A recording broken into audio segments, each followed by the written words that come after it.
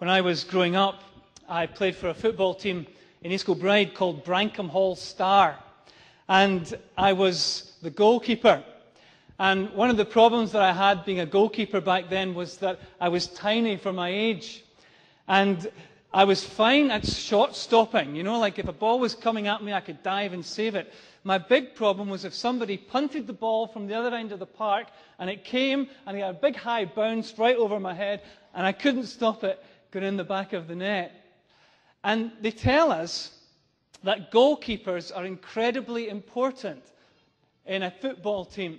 Because if you have a good goalkeeper and he inspires confidence in the rest of the rest of the team, then what happens is that the team are confident and they take risks and they go for things that they wouldn't go for if they didn't have confidence in their goalie, because they'd constantly be trying to protect him and look after him and look out for him.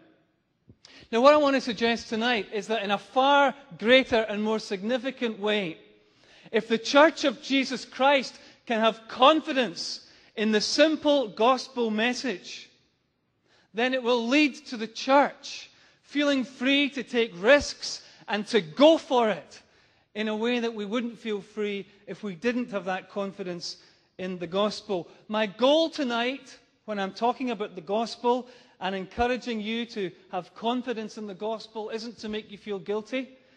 If you haven't shared the gospel with someone for the last 91 years, I don't want you to leave here tonight feeling guilty. I want you to leave here tonight knowing that you can have confidence in the gospel tomorrow. I don't want you to leave here feeling guilty. The devil would like you to do that.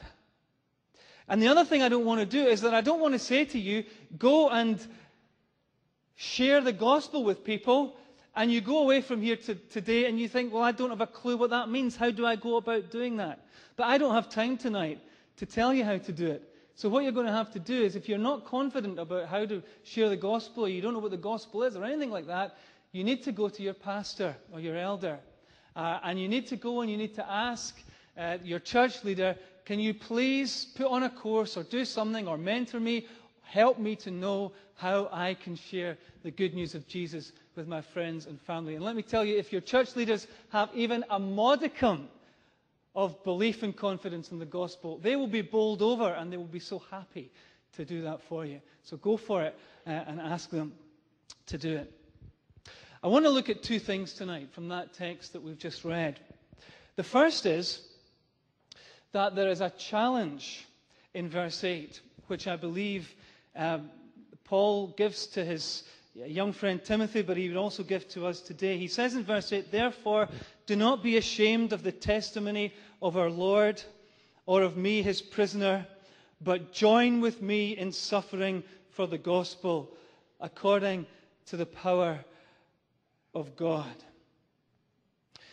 What Paul says in this verse to Timothy is, he says, first of all, negatively, don't be ashamed of the gospel.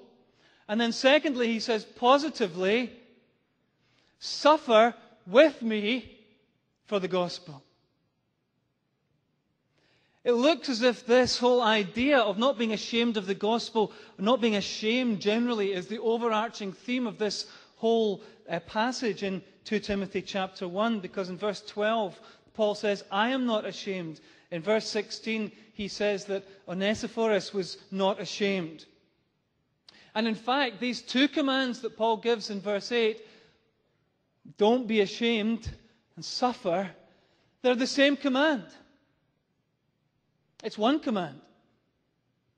Don't be ashamed of the gospel. If people shame you for believing the gospel, if people are putting you down for believing the gospel, if people are slagging you off for telling them about the gospel, don't be ashamed about it. Don't shrink back and say, well, I better not do it anymore because I'm getting a hard time here. Suffer for the gospel.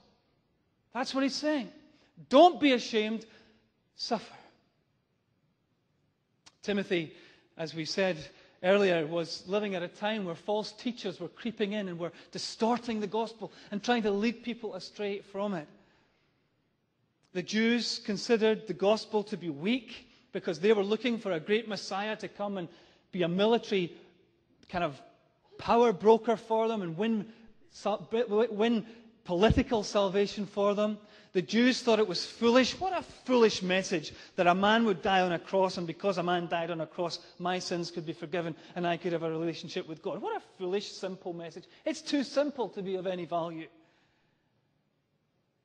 The word cross back then was a swear word. It was a 4-letter word.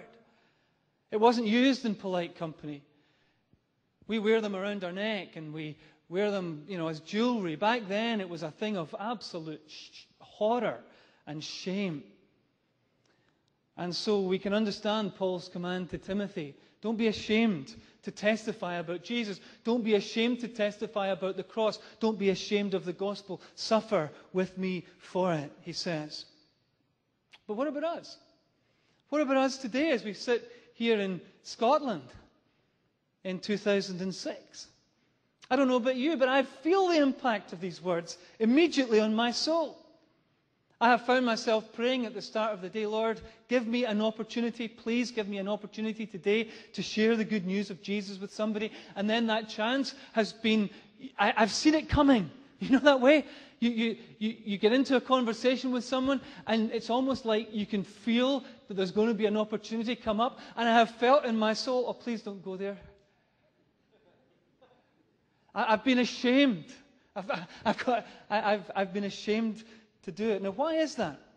Well, let me suggest a couple of reasons why it is that we could be ashamed of the gospel even today and might not want to suffer for it. First of all, one reason is that people want what they want, not what they need. Whenever we present the good news of Jesus to somebody, people we live with or people we work with, we know that they are not asking the question that the gospel answers.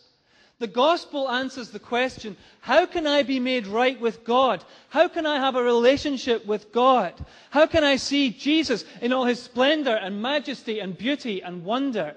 And how can I spend all of my life and all of my eternity enthralled by his glory? Your non-Christian friends aren't asking that question. Probably. And we know that later on in 2 Timothy, Paul says people want to have their ears tickled. And that's as true in our generation as in any other. And so when we get to the point of sharing the gospel, we need to create a need within our hearer that corresponds to their real need. And their real need is the need for forgiveness. Their real need is the need for new life. Their real need is the need for Jesus. And we can't get to that point if we don't talk to them about sin. But even if we get people to the point of admitting that they need God, even if we get to the point when we get people to admit that they are sinners, then there's another barrier that we might be ashamed of or we might draw a line at. We're told that we live in a time where the prevailing philosophy is postmodernism. And it in turn is based on something called relativism. Relativism is the idea that all truth is relative to you and me. So what is true for you may not necessarily be true for me. Now, there's some areas in which that's true. But this is taken across the board. Truth is only true relative to your perception and my perception. There's no external judge. There's no external person standing outside of our situation to say that is true and that is false. That is right and that is wrong. That is good and that is bad.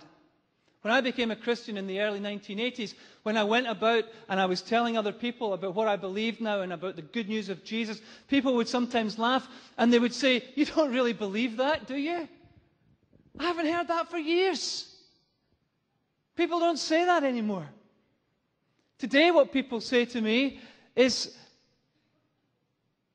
"How can you say that someone else is wrong?"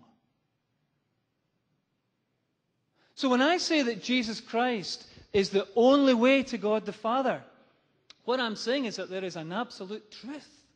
There is something that is absolutely true for you and for me and for everyone in the whole universe. And at that point,